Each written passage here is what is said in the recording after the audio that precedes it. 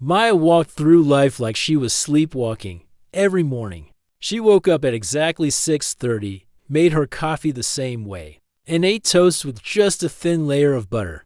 Her apartment was so clean and organized that it looked like nobody actually lived there. Everything had its place, and nothing was ever out of order. At 28, Maya worked as a graphic designer in a small office downtown. She was good at her job because she paid attention to details and never missed deadlines. Her coworkers thought she was nice enough, but nobody really knew her. She would smile when they talked to her, nod at the right moments, and ask polite questions about their weekends. But she never shared anything real about herself. During lunch breaks, while others gathered around the table sharing stories and laughing, Maya would sit quietly with her sandwich and scroll through her phone. She told herself she preferred it this way. It was easier, safer, less complicated. Maya had learned a long time ago that caring too much about people only led to disappointment. When she was little, her father would come home in terrible moods, shouting and throwing things around the house. Her mother would just stand there, saying nothing, pretending everything was fine even when it clearly wasn't. Maya learned to make herself small, to stay quiet, to not feel anything at all because feeling hurt too much. By the time she was a teenager, Maya had become an expert at turning off her emotions, like switching off a light. When her high school friends got excited about parties or boys or college plans, Maya felt like she was watching them through a window. She could see their happiness, but she couldn't feel it herself. Her last serious relationship had ended 3 years ago. David was a kind man who worked at the bookstore near her apartment. He would bring her flowers and try to plan romantic dinners. But after 8 months of dating, he sat her down one evening and said something that still echoed in her mind. Maya, I care about you so much, but I feel like I'm dating a ghost. You're here, but you're not really here. I never know what you're thinking or feeling about anything. It's like you're living behind a wall I can't climb over. She had nodded calmly when he said this, even thanked him for being honest. But inside, she felt nothing. Not sad, not angry, not even surprised. She had built that wall so carefully, brick by brick, year after year. It kept her safe from getting hurt, but it also kept her from feeling anything good. After David left, Maya decided that relationships were just too much work. She settled into a routine that felt comfortable and predictable. Work, home, dinner. For one, a book before bed. Weekends were for grocery shopping, cleaning her already spotless apartment, and maybe watching a movie. She told herself this was enough. Maya's only real friend was Lucy, her college roommate who had somehow managed to stay in touch, despite Maya's tendency to keep people at arm's length. Lucy was the kind of person who lit up every room she entered. She was married now, with 2 little kids who called Maya Aunt Maya even though they barely knew her. One Tuesday evening, Lucy called with an idea that made Maya want to hang up immediately. There's this art workshop starting next week at the community center, Lucy said, her voice bubbling with excitement. It's supposed to be really relaxing and fun. You should come with me. Maya's first instinct was to say no. She didn't do art. She didn't do groups. She definitely didn't do anything that involved sharing or expressing feelings with strangers. I don't think that's really my thing, Maya said, already thinking of polite ways to decline. But Lucy was persistent. Come on, Maya. When's the last time you tried something new? It's just painting and drawing. Nothing scary. The instructor sounds really nice on the phone. His name is James, and he said all skill levels are welcome. Maya almost said no again, but something in Lucy's voice made her pause. Maybe it was the way Lucy said, when's the last time you tried something new? Maya couldn't even remember the last time she had done anything outside her normal routine. I'll think about it, Maya said, which was her way of saying no without actually saying no.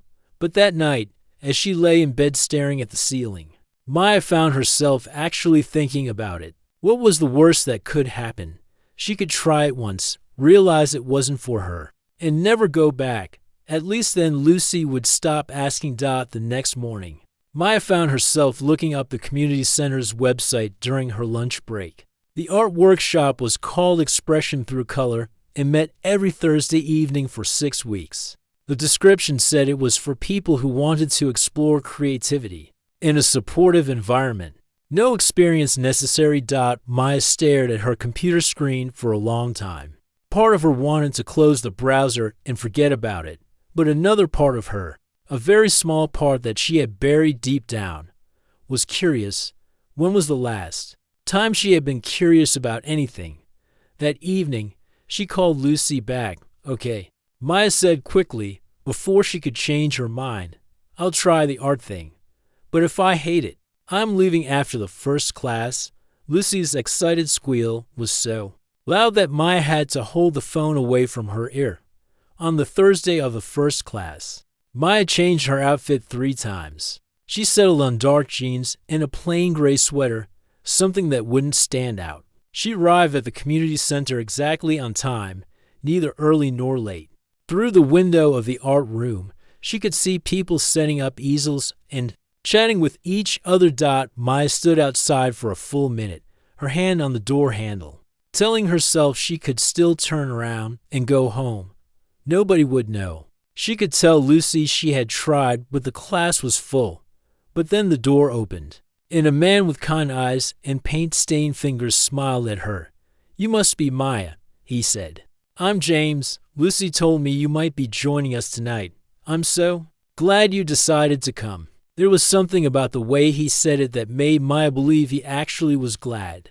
Not in a fake, overly cheerful way, but genuinely pleased to meet her. Before she could change her mind, she found herself following him into the room, stepping into something that would change everything. James had been teaching art classes for 5 years, and he had learned to read people the way others read books. The moment Maya walked into this classroom, he could see the invisible armor she wore. It wasn't obvious to most people, but James had spent enough time with wounded souls to recognize the signs. She chose the seat furthest from everyone else, in the back corner where she could watch the room without being watched. Her movements were careful and controlled, like someone who had learned that taking up too much space was dangerous. When she sat down, she placed her hands neatly in her lap and waited, her face completely neutral. Welcome everyone to our first session, James said, his voice warm but not overwhelming. Tonight we're going to start with something simple. I want you to think about how you're feeling right now, in this moment, and let your brush show that feeling on the canvas. Don't worry about making it look like anything specific. Just let the colors and shapes come naturally around the room. People began mixing paints and making bold strokes on their canvases. There was laughter and chatter as brushes dipped into bright yellows and deep blues. Someone in the front was creating what looked like a sunset, while another person was making wild, happy swirls of orange and pink. But Maya just sat there, staring at her blank canvas like it might bite her. James watched her from the corner of his eye as he moved around the room, offering gentle encouragement to the other students. Maya had picked up her brush several times, held it over the paint, then put it back down.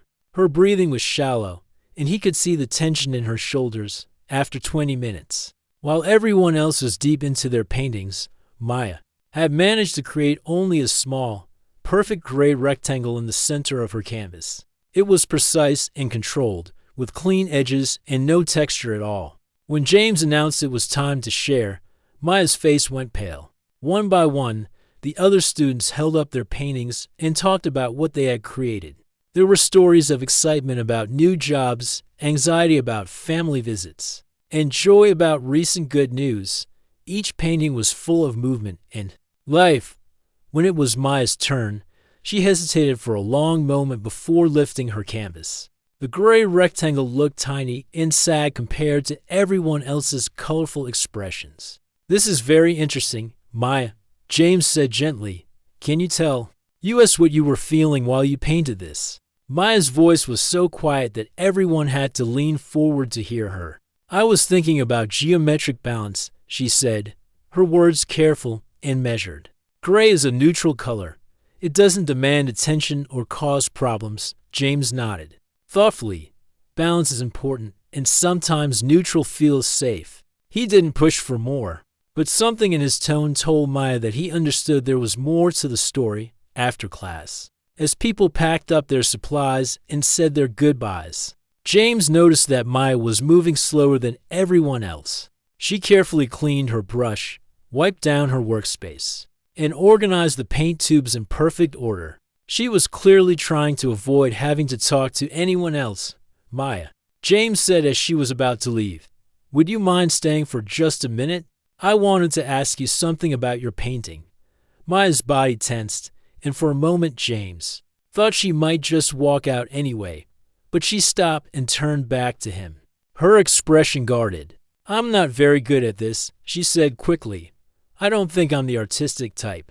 James sat down and gestured for her to do the same. You know, I've been teaching these classes for a while now, and I've learned that there's no such thing as being the artistic type. Everyone has something inside them that wants to come out. Sometimes it just takes time to find the right way to let it happen. Maya sat on the edge of her chair, ready to run at any moment. I don't really have anything inside me that wants to come out, she said. I'm just not that kind of person. What kind of person are you? James asked, genuinely curious. The question seemed to surprise Maya. She was quiet for a long time, as if nobody had ever asked her that before. I'm practical, organized. I don't really do emotions or creativity. I just try to get through each day without causing problems. James felt his heart ache a little for this woman who had clearly learned to make herself as small as possible. Getting through each day is important, he said. But what if there was more than just getting through? What if there was actually enjoying some of those days? Maya looked at him like he had suggested something impossible. I don't know how to do that, she admitted, her voice barely above a whisper. That's okay, James said. Nobody expects you to know how right away. That's why we have 5 more weeks together. No pressure, no expectations. Just time to see what happens. As Maya gathered her things to leave, James noticed something. For just a moment, when she thought he wasn't looking, her eyes had lingered on one of the other paintings, a messy, joyful explosion of purple and gold that looked like pure happiness made visible. There was something in her expression that looked almost like longing. The next Thursday, Maya arrived exactly on time again. But this time, James noticed she had chosen a seat 1 row closer to the front. It was a tiny change. But he had learned that tiny changes were often the beginning of bigger ones. For the second class, James introduced a different exercise. Tonight, I want you to paint something from your childhood. It doesn't have to be a specific memory. Just let your brush find something from that time in your life around the room. People began creating houses and playgrounds, pets and family members. But Maya sat frozen again, her brush hovering over the paint without touching it. James moved quietly through the room, stopping to admire each person's work and offer gentle suggestions. When he reached Maya, he could see that her hands were shaking slightly. Sometimes the hardest part is just beginning, he said softly, sitting down beside her. What's making this difficult? Maya's voice was so quiet he had to lean in to hear her. I don't remember much from when I was little. It's all kind of blurry and gray, like someone put a fog over everything. James nodded. Memory can be tricky. That way, what if instead of trying to remember something specific, you painted what that fog feels like? What would it look like if you could put that blurry, gray feeling on the canvas? Something in his suggestion seemed to unlock something in Maya. She picked up her brush and began to paint, slowly at first, then with more confidence. What emerged was unlike anything she had created before, layers of soft grays and whites that seemed to move and shift, like looking through thick clouds. There were darker spots that suggested shapes without defining them, and the whole painting had a dreamlike quality that was both beautiful and sad. When she finished, Maya stared at her canvas in surprise, as if she couldn't believe she had created it. That's incredible, James said, and he meant it. You've captured something that's very hard to put into words. For the first time since he had met her, Maya smiled, not the polite, controlled smile she usually wore, but something real and unguarded. It transformed her entire face, making her look younger and more alive. "I didn't know I could do that," she said, still staring at her painting. "Now you do." James replied, "The question is, what else might you be able to do that you don't know about yet?" By the fourth week, Maya had started looking forward to Thursday evenings in a way that surprised her. She found herself thinking about the art class during her lunch breaks at work, wondering what James would have them paint next. It was the first time in years that she had something to anticipate. That wasn't just another item on her to-do list. Tonight's assignment made her stomach drop the moment James explained it. "I want you to paint a childhood memory," he said, his voice gentle but clear. "It can be any memory, happy, sad, or somewhere in between. The important thing is to let yourself feel whatever comes up while you're painting." Maya's chest tightened round the room. Other people were already mixing colors and sketching outlines. She could hear snippets of conversation as they shared memories with each other. Someone was painting their grandmother's kitchen. Another person was working on what looked like a birthday party with balloons and cake. But Maya just sat there, her brush in her hand, staring at the blank white canvas like it was a wall she couldn't climb over. Her mind felt completely empty. Not peaceful empty, but scary empty, like a house with all the lights turned off. She tried to think of something, anything, from her childhood that she could paint. But every time she reached for a memory, it slipped away like water through her fingers. The harder she tried to remember, the more panic she felt. 20 minutes passed, then 30, then 40. Maya's canvas remained completely blank while everyone else's paintings grew more detailed and colorful. She could feel sweat on her forehead even though the room wasn't warm. Her breathing was getting faster and shallower, and she worried that people would notice something was wrong with her. James had been moving around the room, stopping to chat with each student about their work. Maya watched him approach her section and felt her heart start racing. She didn't want to explain why she couldn't do something as simple as remember her own childhood. But when James reached her table, he didn't ask why her canvas was blank. Instead, he quietly pulled up a chair and sat down beside her. For a few minutes, he just sat there in comfortable silence, watching the other students paint. "You know," he said finally, "sometimes the hardest part isn't picking up the brush. Sometimes it's giving ourselves permission to feel whatever wants to come out." Maya's voice came out as barely a whisper. "I don't remember much from when I was little. It's like there are these big empty spaces where memories should be." James nodded like this made perfect sense to him. Memory works differently for everyone. Sometimes our minds protect us by keeping certain things fuzzy or hidden. That's not something to be ashamed of. But everyone else can remember things, Maya said, gesturing toward the other paintings. They all have these clear pictures in their heads of birthdays and family trips and playing outside. I feel like there's just nothing there. What if, James said thoughtfully, instead of trying to paint a specific memory, you painted what it feels like to have those empty spaces? What would that look like on canvas? Maya looked at him like he was speaking a foreign language. How do you paint nothing? Nothing isn't really nothing, James replied. It has a weight, a texture, a feeling. Close your eyes for a minute and think about those empty spaces. Don't try to fill them or fix them. Just notice what they feel like. Maya hesitated, then closed her eyes. At first, all she could think about was how everyone else was painting and she was sitting there doing nothing. But gradually, she started to notice the feeling James was talking about. The empty spaces weren't actually empty, they were heavy and thick, like fog that you couldn't see through.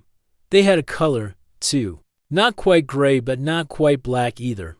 When she opened her eyes, she picked up her brush almost without thinking. She dipped it in black paint, then added a tiny bit of blue and brown until she had a color that looked like the feeling inside her chest. She began painting broad strokes across the canvas, not making any particular shape, just letting the color flow. As she painted, something strange began to happen. The more she focused on the brush and the paint, the more she could feel things that had been locked away for years.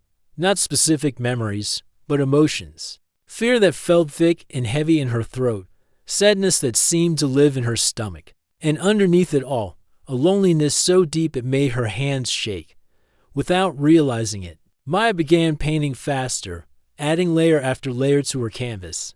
Dark colors swirled together, creating shapes that looked almost like a house, but not quite. There were no windows in this house, no doors, just walls that seemed to go on forever. Round the house, Maya painted thick, heavy brush strokes that looked like they were trying to swallow everything. She became so absorbed in the painting that she forgot where she was. She forgot about the other students, forgot about James sitting beside her, forgot about everything except the feeling of finally letting something out that had been trapped inside her for years. When she finally stopped painting, Maya realized that tears were running down her face. She hadn't even noticed. She was crying. The painting in front of her looked like sadness made visible, a dark, lonely house surrounded by swirling clouds that blocked out all the light. "I'm sorry," Maya said quickly, wiping her face with the back of her hand. "I don't know why I'm crying. This is embarrassing." "Don't apologize," James said gently. "You just did something incredibly brave. Look at what you created." Maya looked at her painting again and felt a mix of pride and terror. She had never made anything that felt so real, so true to what was inside her. But it also scared her to see her feelings laid out like this where anyone could see them. "It's so dark," she said. "Everyone else's paintings are bright and happy. It's honest." James replied, "And sometimes honest is more important than bright and happy." This painting tells a story that needed to be told.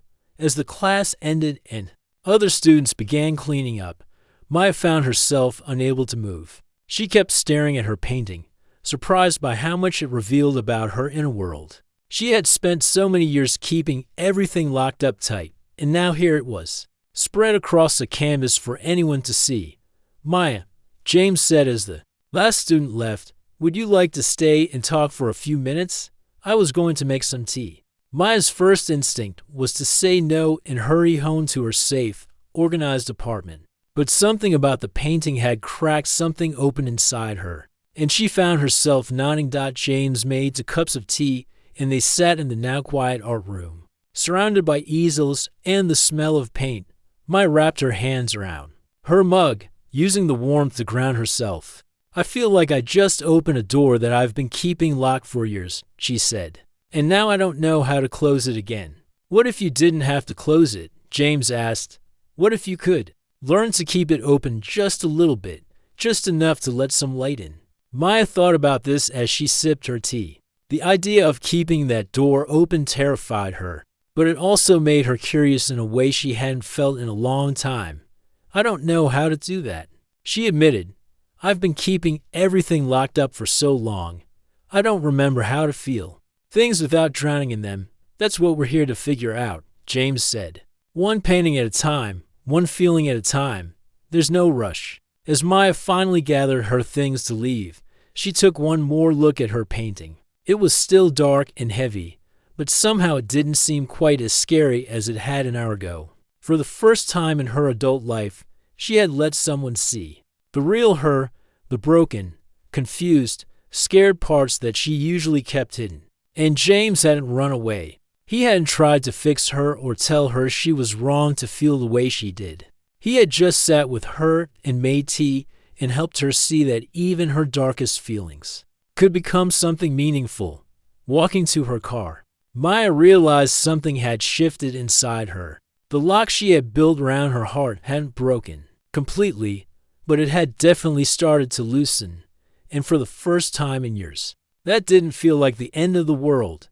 It felt like maybe, just maybe, it could be the beginning of something new.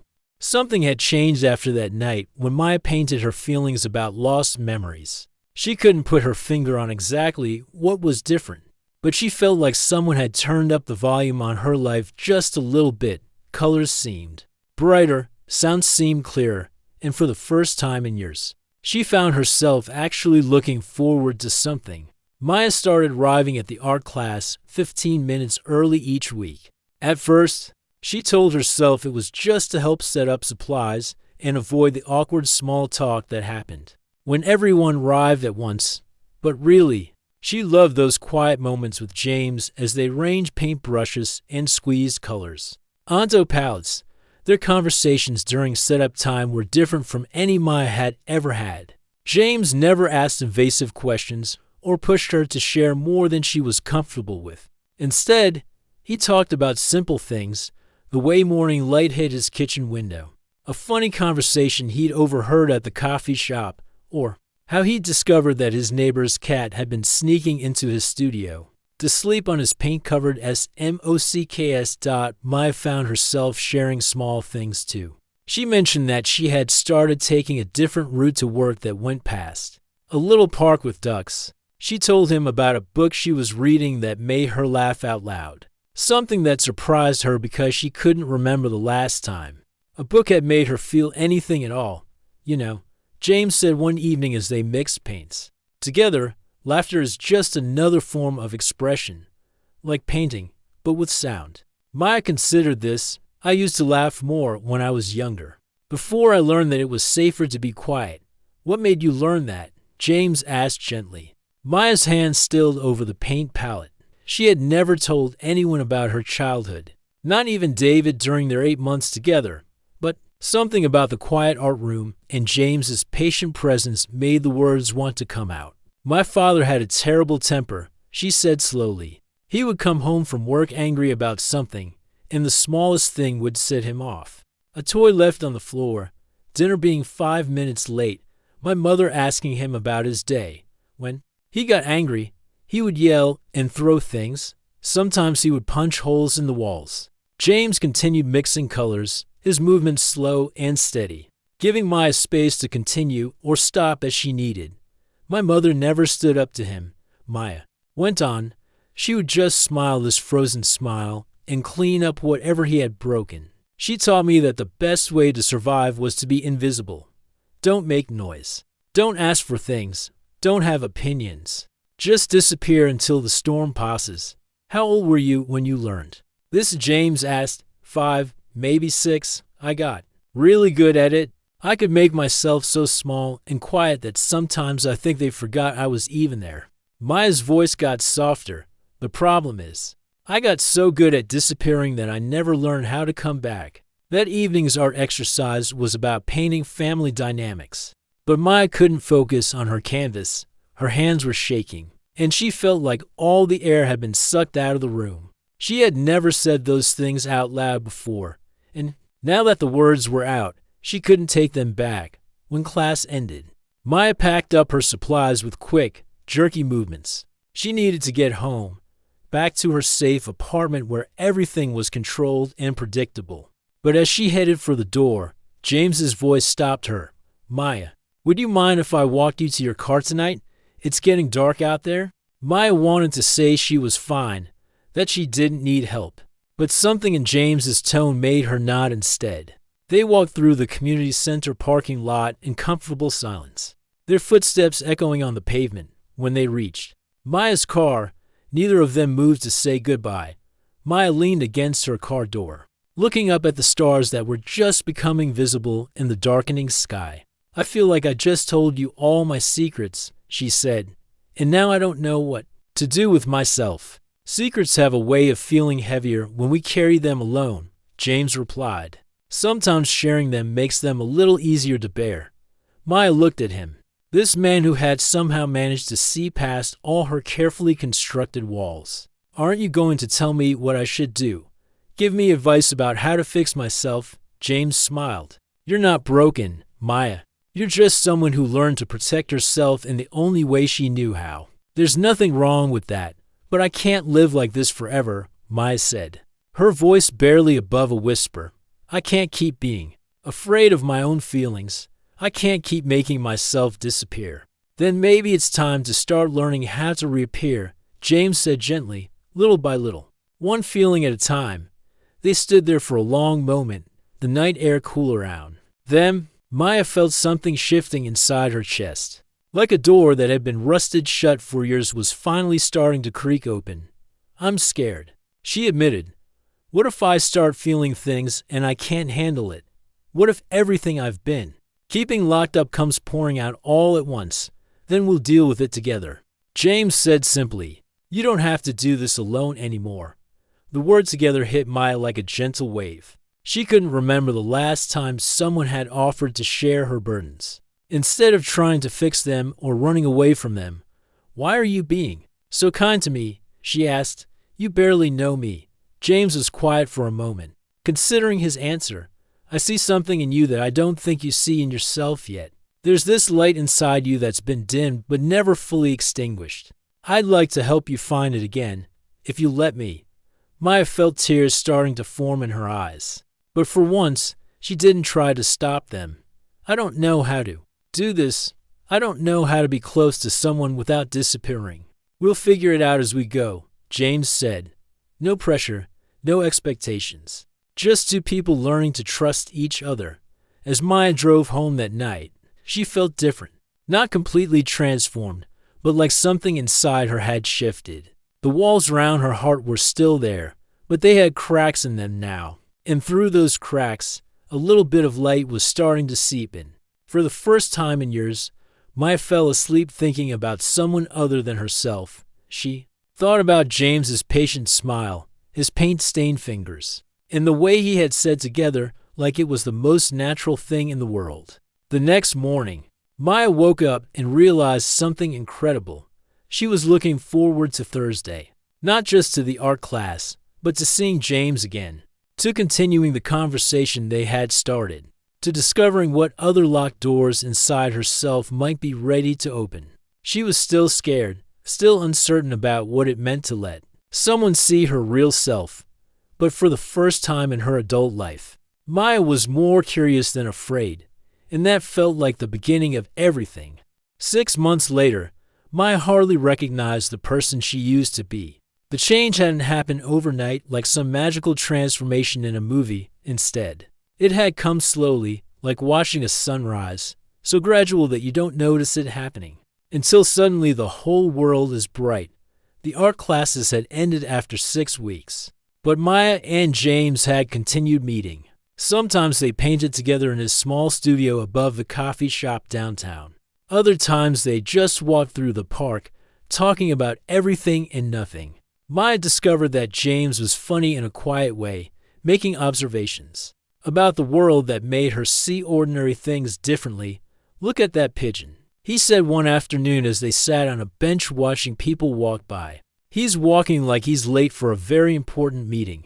Maya looked at the pigeon strutting importantly across the sidewalk and burst into laughter. It was a real laugh, the kind that came from her belly and made her eyes water. A few months ago, she wouldn't have even noticed the pigeon, let alone found it amusing. The biggest surprise was how much Maya enjoyed talking to James. For years, conversations had felt like work, something she had to carefully navigate, without revealing too much or saying the wrong thing. But with James, words flowed naturally. She told him about her dreams, her fears, her opinions about movies and books, and whether putting pineapple on pizza was acceptable. "I have opinions," she said one day, sounding amazed. "I actually have thoughts about things that don't matter at all, and I want to share them with you." "Everyone has opinions," James replied, smiling. "You just spent so long keeping yours locked away that you forgot they were there." Maya's apartment slowly began to change too. She bought colorful throw pillows for her plain gray couch. She hung the painting she had created in James's class on her walls, even the dark one from that emotional 4th session. She started leaving books open on her coffee table instead of putting them away immediately. And she bought plants that needed daily care instead of the artificial ones that required nothing from her. At work, her colleagues noticed the changes. Maya joined conversations during lunch breaks, offered ideas in meetings, and even suggested they redecorate the office break room with some local artwork. Her boss, who had always thought of Maya as competent but unremarkable, started giving her more creative projects. "You seem different lately," Lucy said during one of their weekly coffee dates. "Happier, more like yourself." Maya stirred sugar into her latte and considered this. "I think I'm finally figuring out who myself actually is." Turns out she's been there all along, just hiding. The relationship with James had developed naturally, without either of them forcing it or defining it too quickly. They spent more and more time together, and Maya found herself sharing things she had never told anyone. Not just the painful memories from her childhood, but also her hopes and dreams that she had buried so deep she had forgotten they existed. I used to want to travel, she told James one evening as they painted side by side in his studio. When I was little, before everything got complicated, I had this dream of seeing the world. I wanted to visit every continent and try food I'd never heard of, and learn phrases in different languages. What's stopping you now? James asked, not looking up from his canvas. Maya paused, her brush halfway to the paint palette. I don't know. I guess I convinced myself that people like me don't do things like that. What do you mean? People like you? Broken people. People who can barely handle their regular life, let alone adventure and new experiences. James finally looked at her, his expression serious. Maya, you're not broken. You're healing. There's a big difference. That conversation stayed with Maya for days. She found herself looking at travel websites during her lunch breaks, reading about places she had dreamed of visiting. She even bought a world map and hung it on her bedroom wall, marking places she wanted to see with little red pins. The physical intimacy between her and James had developed just as gradually as everything else. Maya had been terrified of being touched, of letting someone that close to her vulnerable self. But James never pushed, never demanded more than she was ready to give. Their first kiss happened on a Tuesday evening in his studio, soft and gentle and completely natural. I was starting to think I'd forgotten how to feel this way about someone.